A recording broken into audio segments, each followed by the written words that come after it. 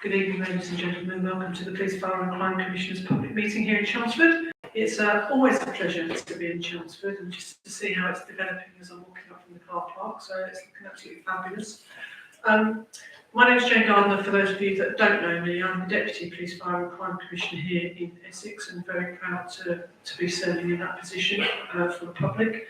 But my prime role here tonight is to try and keep this panel focused. So we've got about an hour with you this evening, and I want to make sure if you've got a question to ask that you actually get that opportunity to do so. Just very quickly, we've got Spencer Clark here, manager of the Community Safety Partnership here in Chelmsford. Many of you, I'm sure, know him. We've got Chief Inspector Paul Ballard, who's the District Commander here. Roger Hurst, I'll let him introduce himself in a minute, because it'll be career limiting for me if I don't, I'm only joking. And we've got Jason Benson Ryle here, who's the area manager. Group manager for this patch as well. So you've got the full spectrum of services here tonight at your disposal for questions. So Roger, health and safety, sorry. First of all, I should say we will be filming tonight, but don't worry, the camera will be on us, which I hate, but you're probably really relieved about. But the camera will be on us, so we might hear your voice, but we won't see you. So that will be happening. We're not expecting a fire alarm, so if there is one, follow him. He's the fighter here, but seriously, head out the way you came in, calmly and quickly if we do hear an alarm. I think that's all I need to say to start the meeting, so I'm going to give Roger 5 minutes.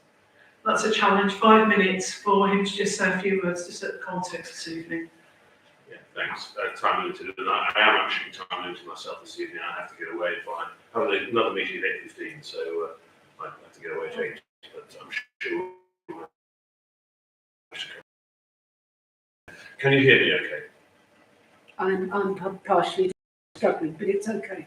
I think we can probably turn the volume up a bit, see if that works, and I'll try and bring it closer, and that should probably help as well. Yeah, is that better? That's better. Good, okay, then we'll try and do that. What Jane and Anthony actually said, so Paul is police and Justin is fire and rescue, just to be clear about, because the uniforms are remarkably similar.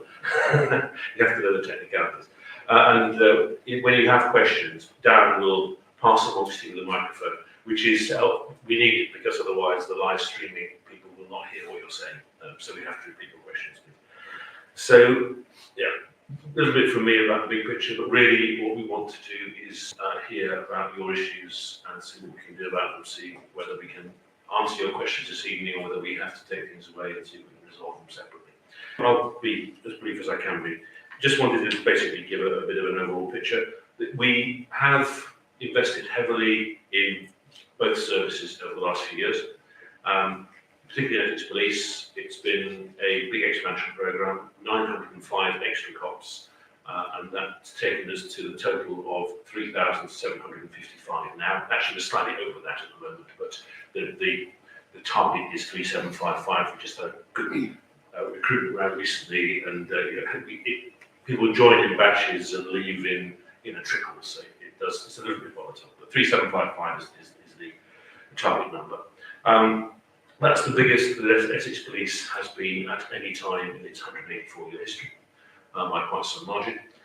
We've also invested heavily in new technology for them, so they are able to do more out and about in the community, and that I think has, I've been told, increased the amount of patrol time individual officers can spend on their shifts out with the public by about 10%. So combining those two, Essex Police is undoubtedly the strongest it's been ever before. And the good news is across the county, we've also been doing some really innovative stuff, particularly around drug crime. The Violence and Vulnerability Unit is one element, which is helping young people not get involved in drug gangs in the first place. The police have been doing a lot of stop and search across the county, knife arches and knife poles to take weapons off the streets as well. And we've also bolstered the schools interventions. There's some very good work done between police and fire and rescue in terms of a schools education team, and I believe they reached about 145,000 pupils last year. We were doing pretty well before COVID. We were nearly at 200,000 a year. Of course, it then collapsed through the COVID years, but we're building it back up again, and we're well on our way back to that sort of level. That's 200,000 kids. We were reaching over 90% of the primary school pupils in the county, which is what we want to do. And primary is the right target, because if you talk to the schools, teachers, head teachers, and schools forums, it's really getting the message to kids of that age that the emergency services are trusted people they can turn to and are there to support them, that they're not the enemy, which makes a big difference in the way kids behave when they get into their teens. It's too late if you try and build a relationship with them when they've already become recalcitrant teenagers, which is tricky. Not that we give up, but it's better to start earlier. So that's been one good area. And of course, we also work strongly with the National Crime Agency in terms of rolling up international drug gangs. We played a big role in Operation Venetic, which was online to find drug gangs through the encrypted internet, which worked really well and worked internationally across Europe and indeed other parts of the world. So that was pretty healthy. So one thing where we've been innovative and it is working is on drug gangs. The other place where we've been really innovative, I think, is around domestic abuse. So we've been very supportive of, we're much better, I think, at supporting victims of domestic abuse than we were. The really controversial bit has been the way that we've put in place some programs to do with perpetrators and help them understand how they can change their ways and the impact that they're having on their partner by being a domestic abuser. And I've been astonished by how successful that has been, to the extent that across the county now, we actually see a year-on-year decrease in domestic abuse of around 14%, which is really quite, certainly a different trend than people are seeing across the country. And the Chief Constable tells me the first time in his 30-odd-year career that he's seen domestic abuse come down as opposed to go up. And I think the other thing we are doing better is supporting victims of rape and serious sexual assault and actually bringing more people to justice in that area. So we've increased the number of successful rape prosecutions by about threefold in the last 2 years, which again is quite a good step forward. But what I'm telling you what we are doing that's working.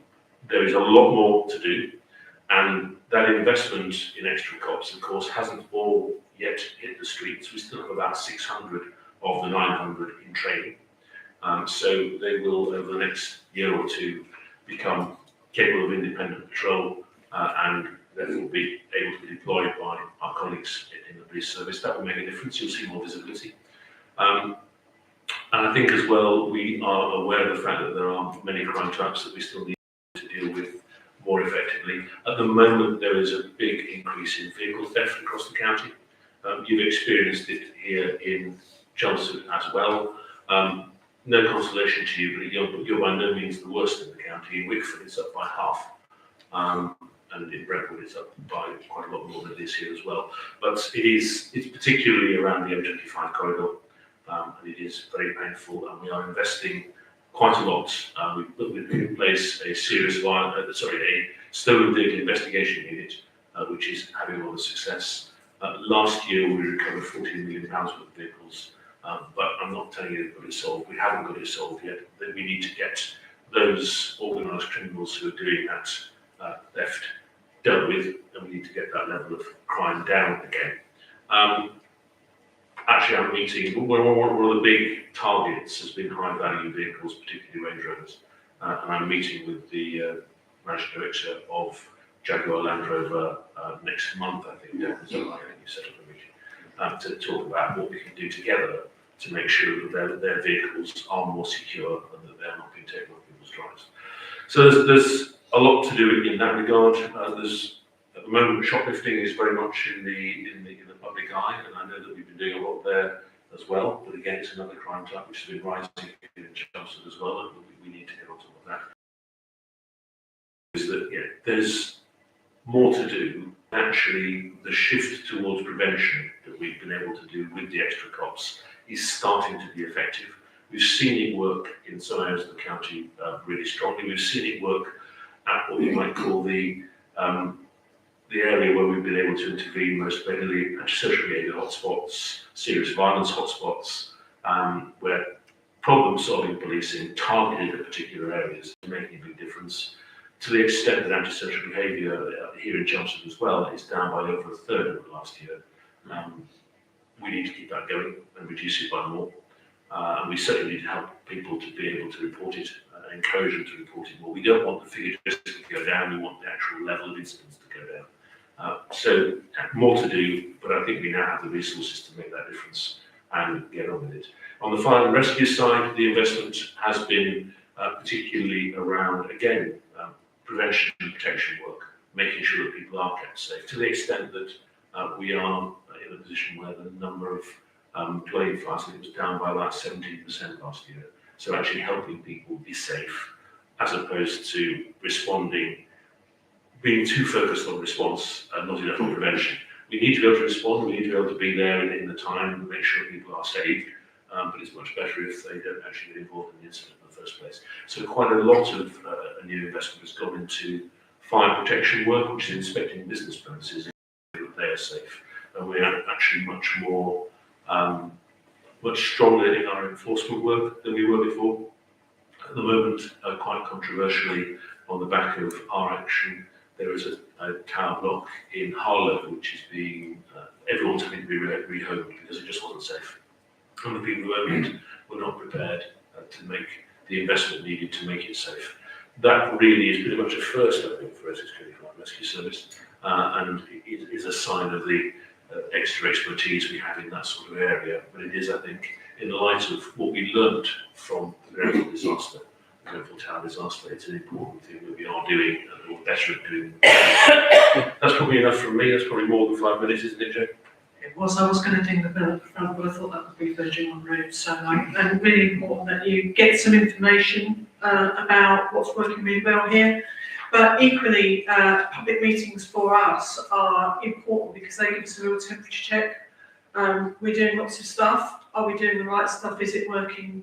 Are there other things or other areas that you feel are particular hotspots that you want to raise this evening? So please, if you've got a question, please do not hesitate to indicate. Darren will come to you with the mic and we can get you the answer. So I'm kind of keen really to get on with the questions because I think that's what we're here for. So there we go, thank you.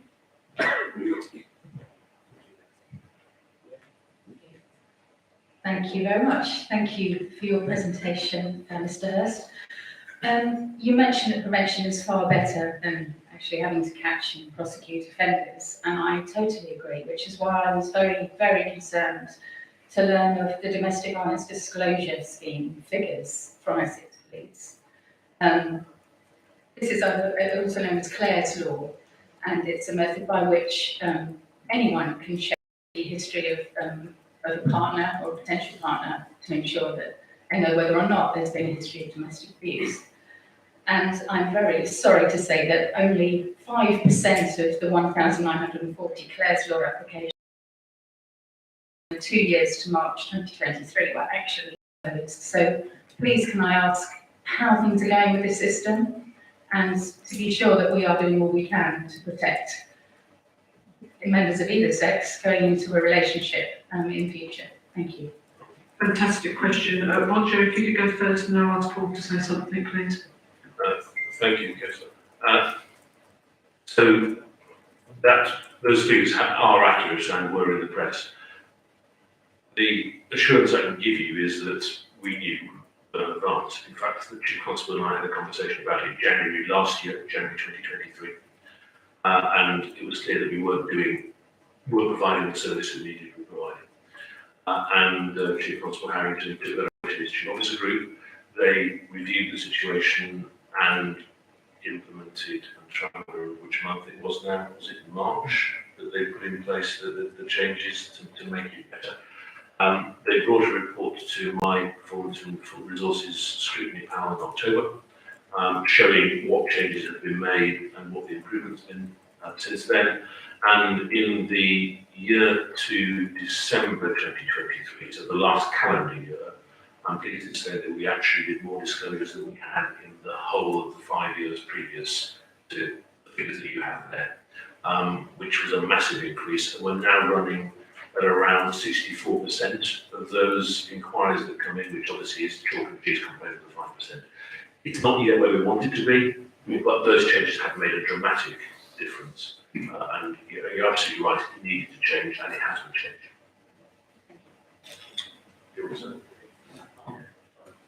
Yeah, thank you. So just to give a little bit more context, Councillor, so some of the changes that Mr. Hurt has highlighted was that the responsibility for the sales applications under the domestic abuse problem solving team, which is one of the teams that Mr. Hurt mentioned in regards to targeting the perpetrators.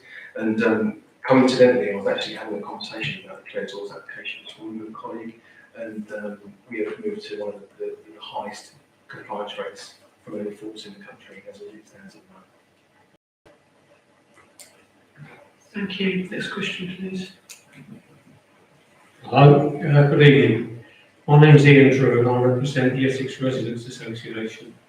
Roger, you may remember I spoke at your meeting in Colchester on December the 5th. At that meeting, I brought to your attention an incident that occurred on November the 11th at the Sainsbury's store in Stanway, Colchester, where two of our group were verbally and physically attacked by some members of the public.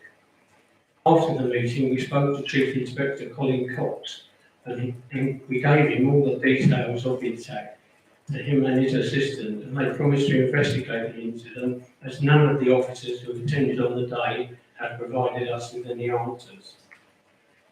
We're still waiting. This was not the first time members of our group have been subjected to verbal and physical attacks. There was an incident in Clacton where one of our group, a 61-year-old lady, was attacked by a member of the public. Despite the with officers in Clacton providing them with verbal and written statements as well as video evidence, the perpetrators have still not been charged. Again, we're still waiting. I subscribe to the PFCC newsletter, and it seems we're always being told that crime figures are coming down, which makes me wonder, is it because no action is taken, or the fact that because the public don't have confidence in the police, crimes are not being reported? This was stated in a video by Chief Inspector Cox when he mentioned that some of these incidents aren't being reported. That was on the 3rd of November last year. Another example concerning radiation surrounding the Colchester police station. Part of our work in the community as the Essex Residents Association involves measuring the radiation coming from 5G installations around Essex and reporting our findings. We are currently in discussions with Colchester and councils on the subject. On Tuesday, the 10th of October 2023, we carried out some tests for the radiation coming from apparatus on Wellington House, which overlooks Colchester Police Station. Our tests showed that the radiation was way beyond the safety limits as set by the International Commission for Non-Ionising Radiation Protection, an organisation sponsored by our government. We then took this information into the police station and asked to see the health and safety officer. We were informed that no one was available, but we would be contacted by someone from headquarters in Chelmsford. Again, we are still waiting. This makes me wonder if you really care about your workforce and the dangers that they're in. But we would just like you to do your job, really, and look forward to hearing from you. Thank you. Thank you for the questions, Mr. Drew. Quite a bit in there to unpack. So, do you have any sort of immediate comments? Well, good to see you again. I remember very well the conversation that we had when we were in Colchester. I know you spoke to Chief Inspector Cox. I have to admit, I have not seen what response he gave you. Certainly, it hasn't given you any. So I can't contradict that. And I think that what we can do is take that away and find out what's been going on and get back to you. I think you gave me your contact details last time. Probably make it easier if you gave them to Darren again this time, just so we can make sure that we have got them. I haven't misplaced them. Actually, I don't know where they are because they're sitting on my dressing table back at home. The way you gave me the piece of paper last time. So yeah, I did copy that into my contacts, so we must have that somewhere. But it would be helpful if you would. In terms of measuring the radiation on 5G installations, again, that's news to me. I wasn't aware of the fact you've done that. Do you know anything about that, Chief Inspector? No. There is a lot going on with that around the country. We are part of the National Residents Association. We were set up to create a campaign against 5G and the dangers of radiation, especially to young children where these installations are by schools. They've also got them near hospitals, and it is a great danger. They're all pushing out well over the limit that the government set. So it may be something worth looking into. Again, what we can... I can provide you with bundles of information if you want to see it. Are you on email? Yes, okay, so let's do that information. Make sure we get the right stuff to make us able to do it. Because I'm not aware of the issues, certainly around Wellington House in the way that you said. And you also said that your friend and colleague, the lady in Clacton, had been attacked. And again, that's all we can probably pick up on and find out what's going on there. We can get the details, make sure that we do. Is there anything you want to add? No, it's not really your area, is it? No. So, Peter here doesn't know the details of that, so we will get back to you separately. Is that okay? Yeah, I can show you some information with Right. communications that were made between the lady and the police. I'm probably not going to hang around long afterwards, but if you show them to Darren and Paul afterwards. Okay. Yeah, is that all right? Yeah, fine. Thank you. Thank you. No, thank you. We'll definitely make sure we follow up with those. Thank you. Lady over here, please, Darren. Thank you. There you go. Thank you for letting me speak. For some months now, I've watched on the Nextdoor website lots and lots and lots of incidents where cars of great value and or much have been stolen from front of people's houses. Lots and lots of residents, particularly where I live in central Chelmsford, have invested in door cameras and videos and all that stuff to try and protect themselves. Now, my point is that, and I was a victim of some criminal damage to my property on the public highway, and I reported it to the police with the correct procedures. Nothing happened. And I was told, well, we just record these. We don't do anything. We just record these. Now, I'm not a pessimist, but my gut reaction is, well, you just want to click the figure so you can get more money from the government to do more investigations. You're not going to do anything. Now, I get punished twice. One is I've had to pay for my property. I've then had to pay to get it repaired, because if I go to my insurers, who I've already paid to protect my property, I'll pay again when my premiums come in. So I'm being charged twice for the same thing. No, my point is, if all these cars of all values are being stolen, and time after time after time, the owners say, well, the police said, we're not going to do anything, contact the insurers. That, I think that's a terrible indictment of the police. And when you tell me you've got an awful lot more officers, I'm very pleased to hear that.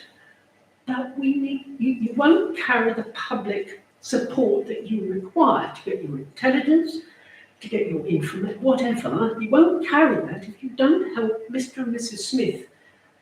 When somebody's pinched their car, they have to go to work in. There's their pride and joy that they're paying on a lease, that they're paying on a loan, whatever it is. It's probably their biggest spend after their mortgage. You won't carry the great British public with you unless you try and help people like us out. Now, just finally, I've lived in my house for 42 years in this town. 3 doors away, had his £1,000 sports bike nicked from his back garden. Even though it was locked in the back garden, they went over the gate, walked it out. 2 weeks ago, he had his work premises, his office in his garden, broken into, or his tools stolen, and they came through my neighbour's garden and my garden and over my 8-foot fence to get away. That makes me very, very, very uncomfortable.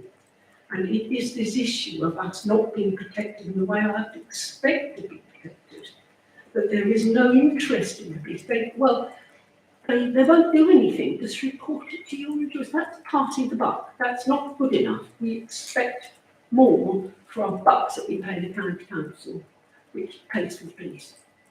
But I'll take my piece now, so thank you for listening.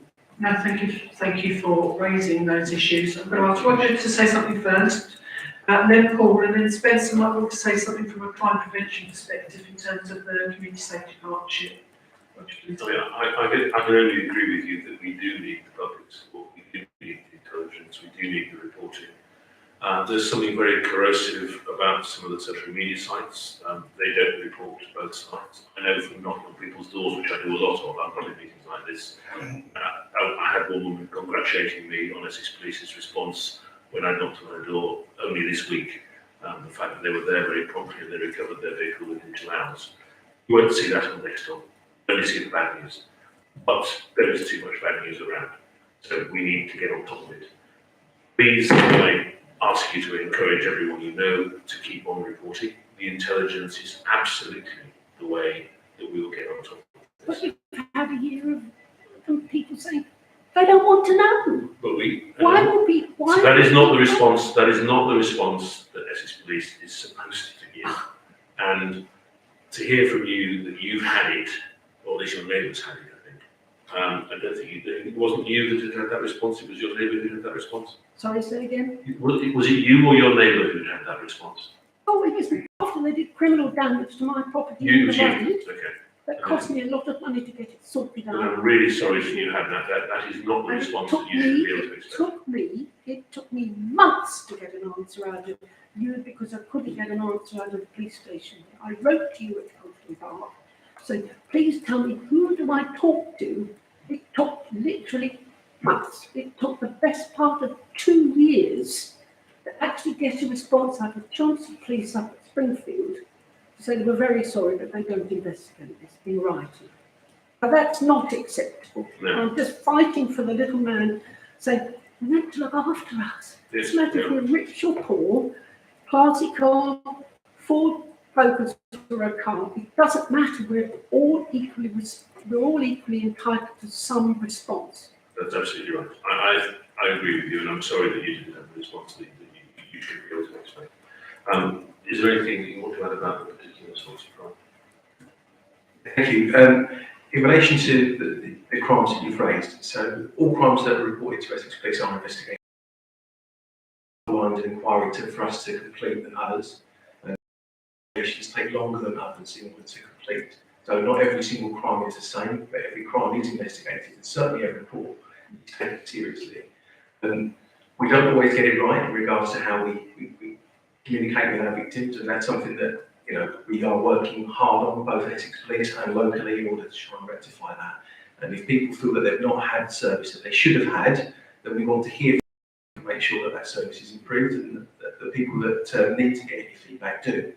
In relation to the specific issue around your neighbour, I can assure you that those type of offences are something that my team work really hard on, and they do treat really seriously. The challenge is that a lot of the patrols and stuff that we do is predominantly overnight, and sometimes in plain clothes, where we're not necessarily visible. Now, I appreciate that's open to challenge. I'm not trying to make excuses and say that we're doing something that you don't believe we are, but I can tell you, because I know that they're doing it, that I've got officers that are out in affected areas in regards to residential burglary of unconnected buildings, which is sheds, garages, and outside offices. And they are out doing that work, and they have been for the last 3 to 4 months. So, as I say, I'm not suggesting that I'm not challenging any of what you said or any of the experience that your neighbours have had. Far from it. Well, I have just one piece to add to my final story. Do you want to use the mic then? Sorry. Thank you. Was that this incident that damaged my property happened at 10 to 6, about the 2nd of August, 10 to 6 at night. Independent witness saw this car, took their registration. The neighbour came out, They both came to my door, said, here's his number, here's the car, it's a red Mercedes, and this is the ridge. And I reported all that. All you had to do was pay a visit to the bloke down the road. You would have known that it was him because I had an independent witness. Nothing. We don't investigate. I say no more. I say no more. Thank you. In relation to that, obviously, if you've not done already, then I would encourage you to register a complaint either with myself after this or via the Essex Police website in regards to that. Obviously, I can't speak specifically around that investigation because that's not something I'm aware of personally. But obviously, if you are unsatisfied with the investigation that was completed, the contact you had. Even my MP couldn't get you to respond. Even my MP can't get you to respond. Well, the police tell me they don't investigate this. I mean, it's in writing. She wrote to me. This is what makes me very cross because I've been a big supporter of the police all my life. Most of our generation have been. It's what we do. But it's changed a lot now. I think it would be, really helpful for you and for us, particularly the police, if you were able to stay for a few minutes at the just about that experience, because we have got to know that is not where we want to be. That is not the service that we want to provide to residents of Essex. So, you know, if you could do that, that would be really helpful. Spencer, did you want to raise anything on crime prevention? Because I was very conscious that you said they went through your garden, through the neighbour's garden, and That was 3 weeks, 2-3 weeks ago. yeah, I know, but it makes you feel very vulnerable, doesn't it? Definitely. Yeah. Spencer? I think probably the best thing to do is if I can stay behind after the meeting, have a conversation with you, understand where the actual issues have been happening. Yeah. Lots of work we're doing, two of the members of my team are at the back there, ignore further conversation. Yeah. Things like lots of cycle marking going on, lots of hotspot patrolling, but we are only patrolling in specific areas in central Chelmsford, because that's where the funding comes. But happy to stay behind after the meeting and have a conversation. Okay, thank you. Thank you. Next question, please. Thank you. Spencer, and the nemesis of CCTV, which, again, you just said it yourself about, you know, your main thing is the city centre. 350 cameras, I believe there are in the city centre. Street watch, pub watch, town police team, and outside of Chelmsford, I think there's nothing more than lip service at the city centre. Constant crimes in certain areas. I've got to say, Inspector Ballard's been a breath of fresh air. Lots of stuff goes across Paul, and I know it gets, as this lady says, it might seem frustrating, but it does get dealt with. And it needs to be, you know, put together, and then away they go. So, you know, we've got this incident at Barrow Wreck at the moment. It's not the first incident over there. Every time there's a school holiday, we have the same trouble. There's 4 areas in Barrow that I've spoken to. I mean, what have we had in around 12, 13 murders, I think, in Barrow, Writtle, that sort of area now. We desperately need CCTV in parts of Gallywood, hotspot areas, because I know full well that it's the same people offending. I've got the Bringy in Chelmsford. It's like Tesco's there. People just come along me, take their key and walk off, come along me. There's nobody telling. And, you know, we talk about police patrolling. It's no good patrolling in a car, okay, because it goes round and disappears again. You need to go back to the old days of getting officers on foot, but I know that's not always viable, and that's where CCTV, to me, I keep hearing it's about cost, and cost. Surely there has to be some giving now as to why this vandalism is just mindless vandalism of the wreck. I just don't know how many trees it was, but it's just very ridiculous. And I'm told that was done in 3 nights over 3 different periods. It's even worse, so that's it to come back following nights to do it. So I know we've spoken many times on this before, and is it ever going to happen? That's one question. You know, I think you desperately need one down by the blue line. There's just certain areas in Barrow, I think, that would be hotspots. And I think we've got the vineyards. I think it's about 1 megapixel that camera down there. It is absolutely, truly shocking, right? We need some proper CCTV outside of the city centre. Thank you very much. I'm going to come to Spencer first, and then I'm going to come to Roger for a more general comment about what funds could be available for such initiatives. Thank you, Chair. Thanks thank you for your comments, Mr. Oldershaw. As always, we're more than happy to have conversations. I was made aware of the problems that the recreation ground absolutely disgusting antisocial behaviour and vandalism. I think what we do have, which I'd be happy to consider, is we do have some deployable units in Chelmsford. We've got one out deployed at the moment. Perhaps it's something we could look at. When I say deployable units, these are ones which go out for usually a maximum of about 6 months. And we are very reliant on having assets to attach them to. So it had to be either like an Essex County Council or Parish Council lamp column. So that's something we've already had discussions at least today about, and doing a survey for those particular works. You're quite right when you speak about CCTV and there being quite a lot in the city centre. We tend to follow the data. So if you look at district crime for Chelmsford, probably around about 30 to 35% of it happens in the city centre. If you look at antisocial behaviour again, a lot of it happens in the city centre, and even when you look at serious violence, when you look at the knife crime statistics for Chelmsford, probably around 40% of that occurs in the city centre. So that's one of the reasons we deploy for that. Some of the locations that you've mentioned, which we have spoken about before, are privately owned areas, and you're fully aware that I have, over a number of years, tried to push some of the management companies and building owners to improve their systems. I'm happy to review that and happy to go back to them. But as the chair says, I'm going to hand over to Roger, and he might be able to speak about some opportunities we could look at in the coming year. Yeah, I think you make a good point that a lot of the investment has been in the town centre to date.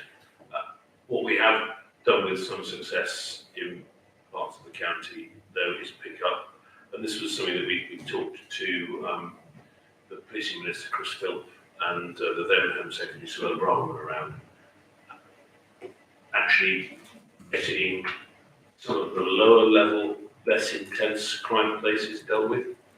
And that was why the government launched its antisocial behaviour hotspot programme here in Chelmsford last April. And where we've done that, particularly rolled that out from last July, it has been really successful. So Walsham Street, I know it's not quite where you're talking about now, but we are doing stuff on Walsham Street, and that is working.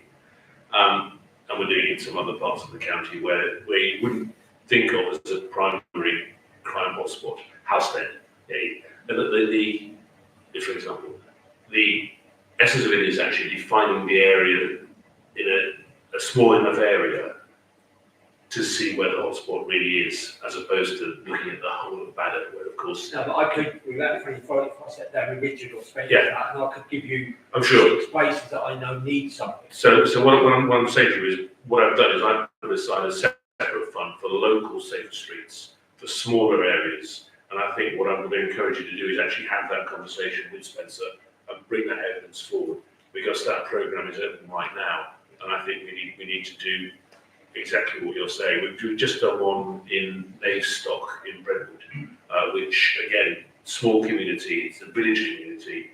It wouldn't have shown as a serious crime hotspot, but actually the level of activity there was really a blight on the lives of the people who live there. And that's been 4 CCTV cameras, and it's already making a difference. Well, something I did hear just quickly was that, just quickly was that when we had these stolen cars, they seemed to go in patches in Great Barrow and Gatewood. A lot of them were saying that they go straight down the A12, maybe into a container, and away they go. And I think your old boss Steve Scott used to say to me that if you could get cameras in Barrow going down towards the A12, you'll be able to pick up cars.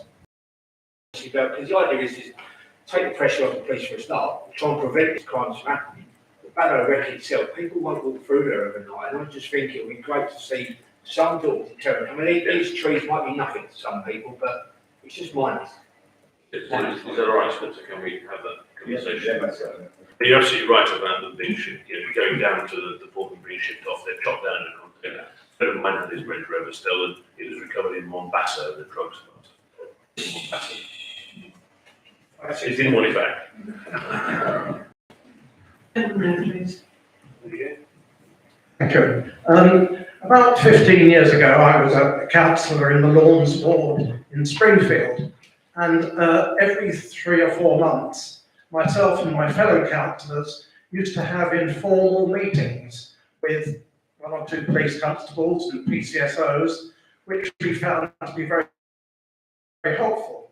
And so my question is a bit like a Christmas tree. There are 1 or 2 bits that will come off it. Firstly, do we still have PCSOs and are in the city? And you mentioned the fact that you've got more police now to call upon than you've ever had before. And I know people don't expect to see a policeman marching up and down outside their house all day, but people do feel a bit more confident if they see the police occasionally. And in these sort of areas where I live, we don't see the police at all. Like they come down Long Lane with the blues and twos going if they've got a shout, but otherwise we don't see them at all. So I'm wondering, where are these extra police that you're talking about? And then tied in with that, through the Neighbourhood Watch, we get a list from time to time of the incidents in the various wards. And I suppose my question is it coincidence that in the Lawns ward, there are sometimes weeks when there are no reported incidents? And I'm not saying that's a bad thing, I'm saying that's a good thing. But, you know, if it can happen in the Lawns, why can't it happen elsewhere? Much. So I'm going to go to Paul first and then ask Roger to come in with a comment. Paul. Okay, thank you. Thank you for your question.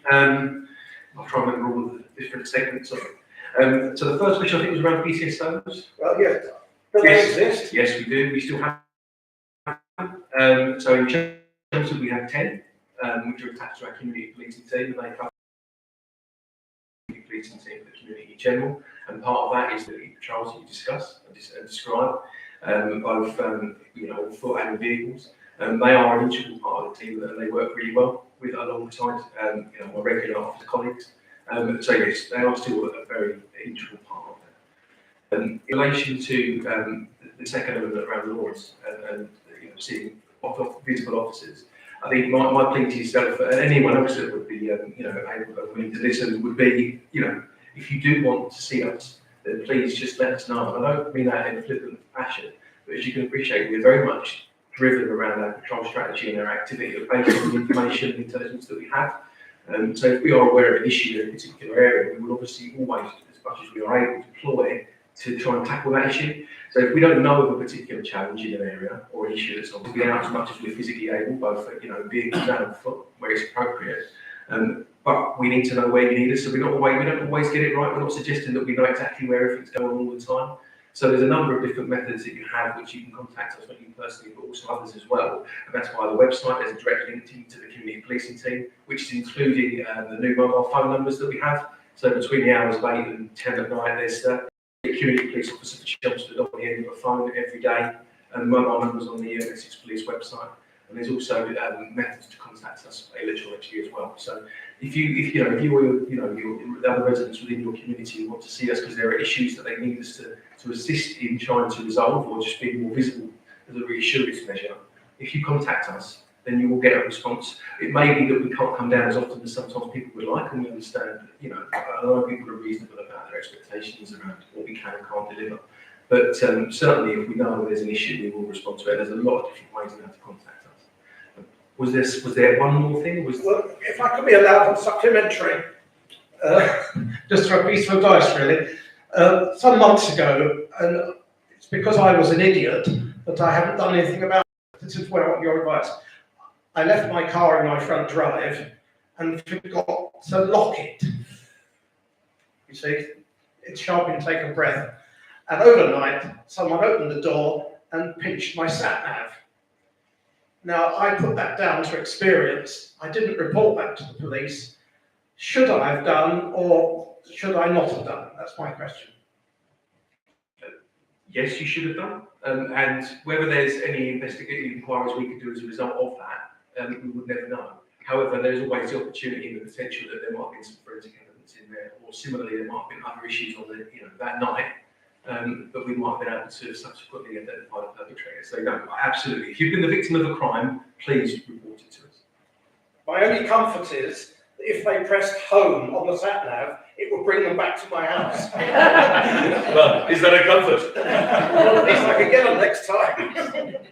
Paul, just before I ask Roger to comment about the 905 officers, you made a point about you've offered a lot of communication routes into the team, and that's fantastic. But you spoke about, sometimes having informal meetings, and what I'm hearing, Paul, is that you'd be willing to consider that if people make contact with you. So your point was in regards to when you was a councillor.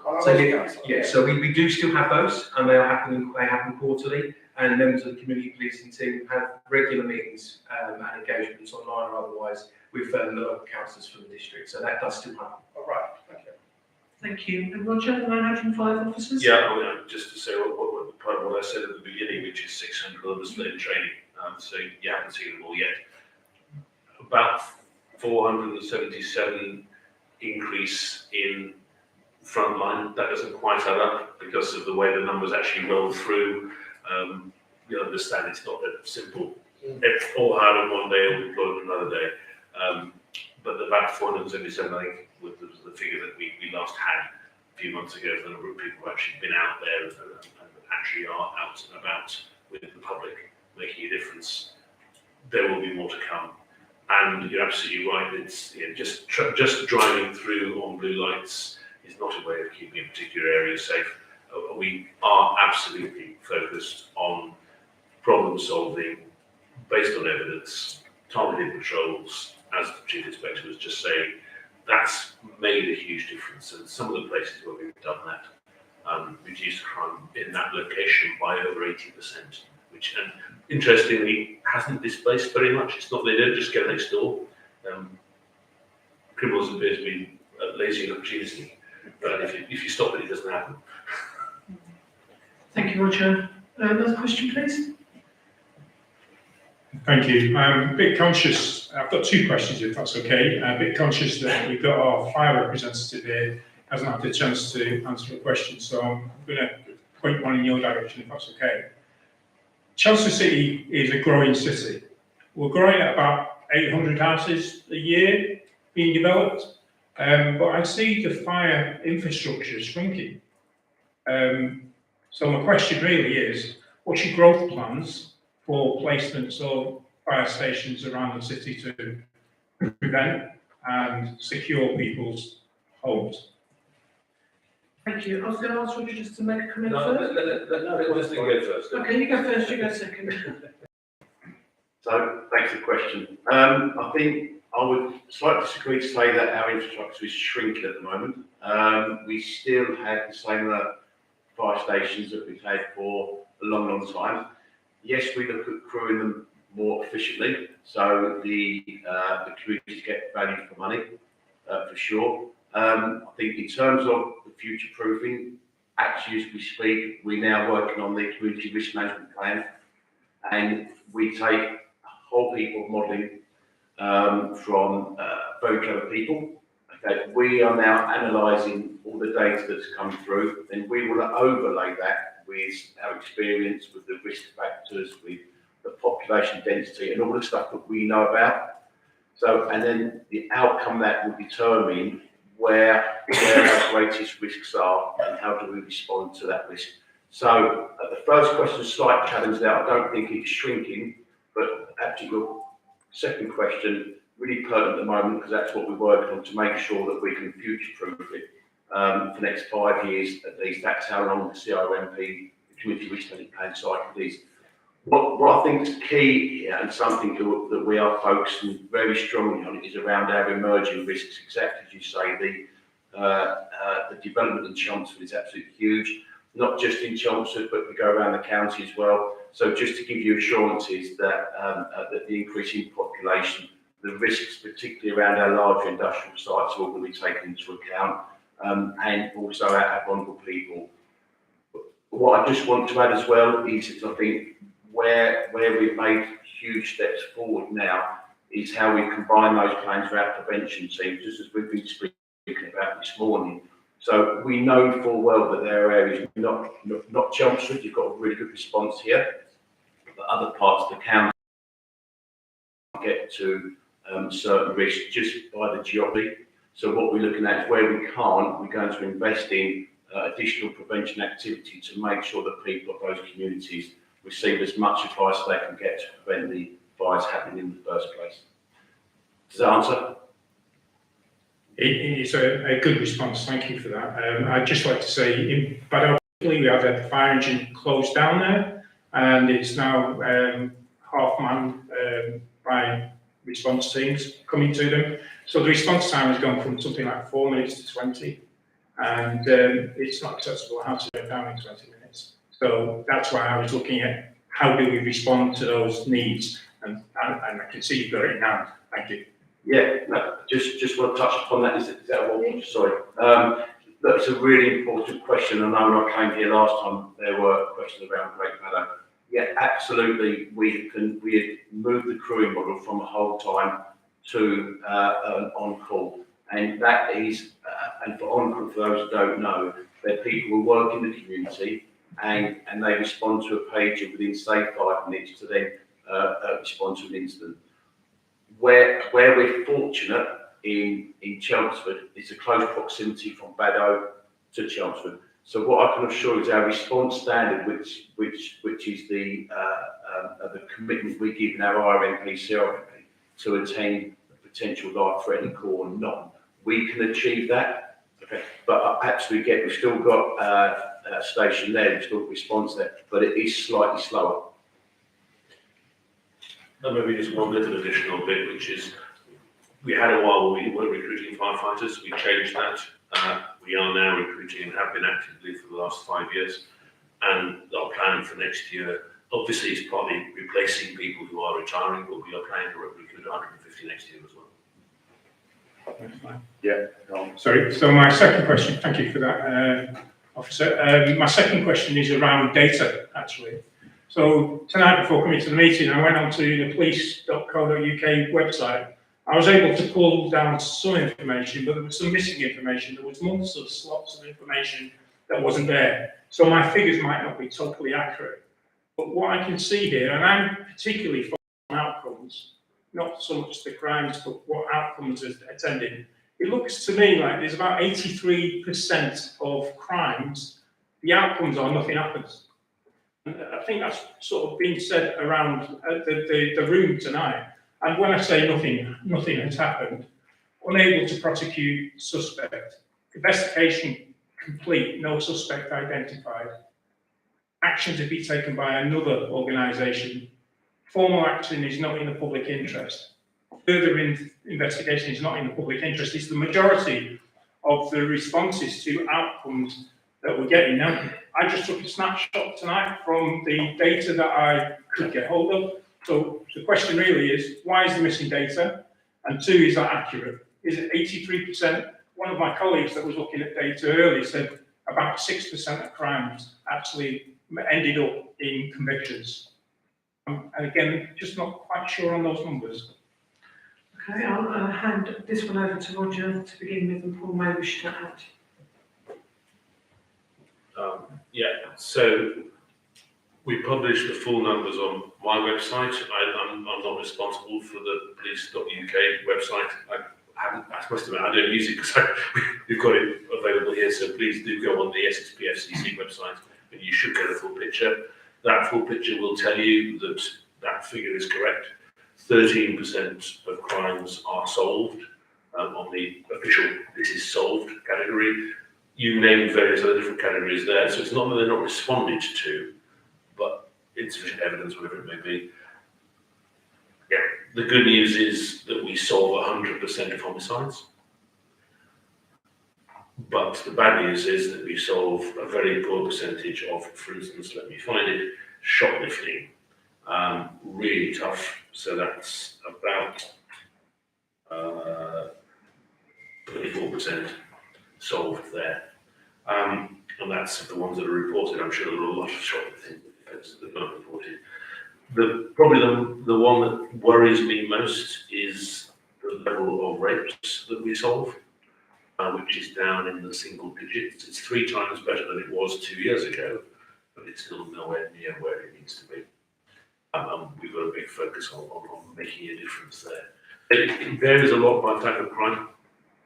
There are some volume crimes where it will always be very hard to get it to a high number, but there are some crimes like rape where, in most cases with rape, the victim is identified.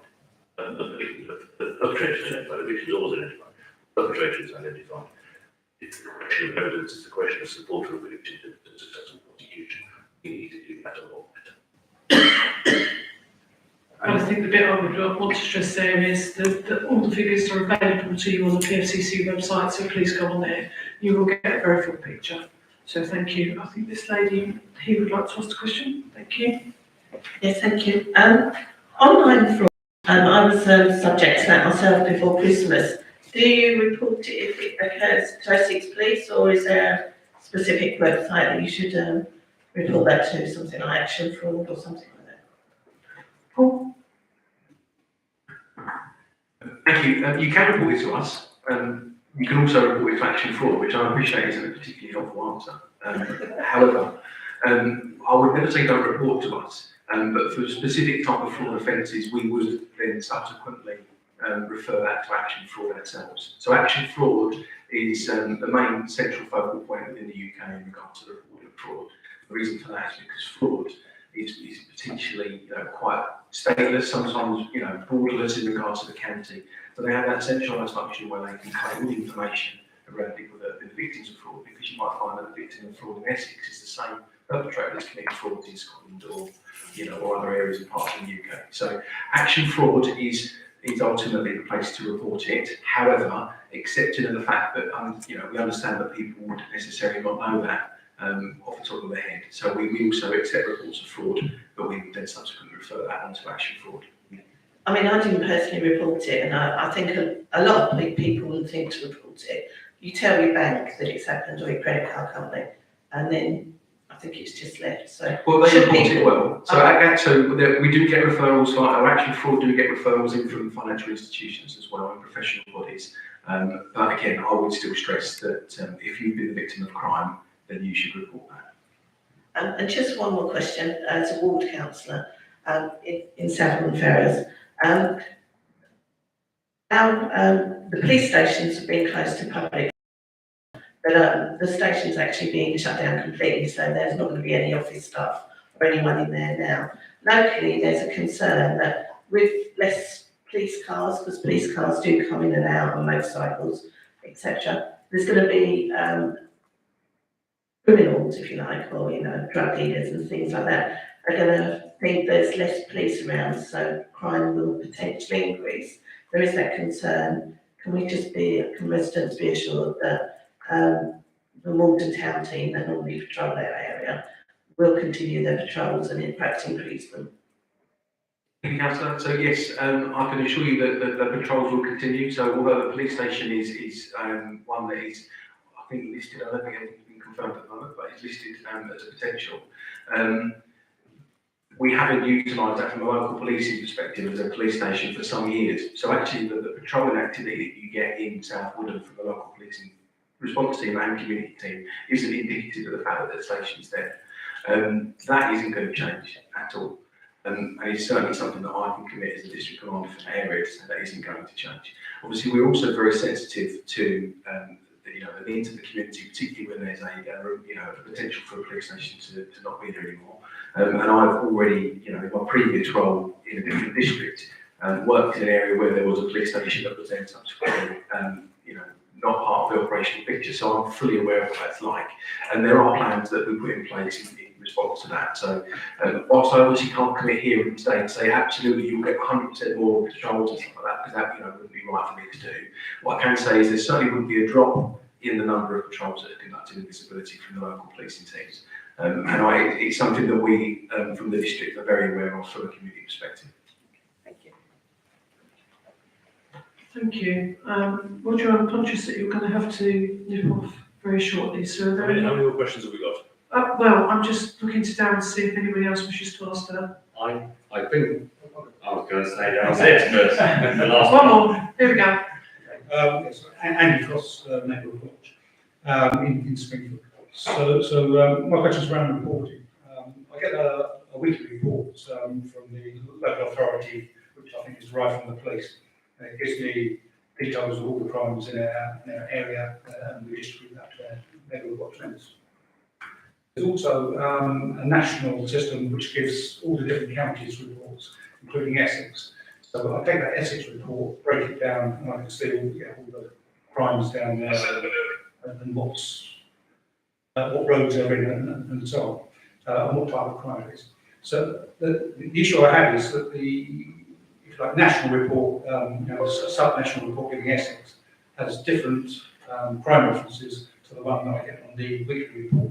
The weekly report is obviously a lot smaller reference and probably a Chelmsford-friendly reference, whereas the national one, because it's national, it's giant on set of digits. But I've got no way of tracking between the two. It's not difficult to relate to reports. That would be very useful. The other issue I've got with the reports is antisocial behaviour. As I go down the Essex report, I can't see anything about the sort of behaviour, what was the remedy, and he hasn't got a reference number. And I appreciate sometimes ASBs get bounced into the local authority to resolve and other authorities. So it'd be good to be able to track how those references of crime, antisocial behaviour, if it was given an antisocial behaviour crime reference, then to be able to bounce it onto a council reference and be able to see what actually is the end result. I can't do that. I'm just going to take the opportunity to say thank you for doing what you do. We know Neighbourhood Watch makes a huge difference. So it's really, you're making that happen locally, and it's one of the big prevention measures when you combine it with the ring doorbells and active police patrols, etc. It really works. I hadn't heard the issues that you raised before. I'm happy to bow to greater wisdom from Spencer or from Paul. But otherwise, I'll just take them away and see what we can do about them, because you're right, to build traffic things through wouldn't make an awful lot of sense. But about 10 to 15% of antisocial behaviour is dealt with by the local authority. The rest is dealt with largely by policing, but it's done together through the Community Safety Partnership. So it is very much hand in glove, and that's really important. But to be able to trace it through, it would make sense if you could, wouldn't it, really? Yeah, if I council reference to the ASB, I could go to them and chase them and say, no, it's happened about this, I can't do that. Yeah. So I can maybe help with that one. So through Neighbourhood Watch, we are doing a trial in Colchester actually, where the Neighbourhood Watch coordinator there, a chap called Graham Steele, is working with the police to make it easier to do the crime prevention advice. Your district organisation committee is kind of taking feedback to look at how we can improve and develop that. So if you feed it in that way, and I'm happy to do it on your behalf, it might be something they can look at. Thank you very much, Dan.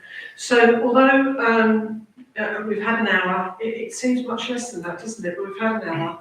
I'm going to ask Roger just to maybe say a few words to close this formally, but myself and other colleagues, even though Roger will still be here for a bit. So if you've got any other questions you want to raise with us directly, please feel able to do that. Don't feel that you've got to dash off.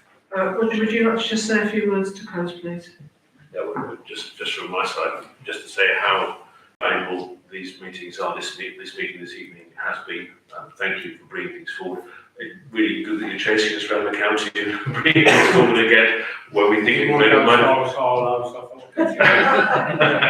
No, but I do appreciate the effort you're making, because you haven't had a satisfactory response to the first time you raised it. So you're quite right to raise it again. We'll do what we can with the information that you've given us. It's always a different perspective than the stuff that goes through the control room and is processed by the system. You get a much more human flavour in these sorts of meetings for the issues that really matter to people. And I recognise as well that there are voices here that represent other people. So thank you very much indeed for the work that you do in bringing these things forward. as I said, yeah, it's work in progress. We've made a big investment. You've made a big investment. The money all comes from residents of Essex, whether you're paying it through your income tax and your VAT through central government or directly through your council tax. It's all your money.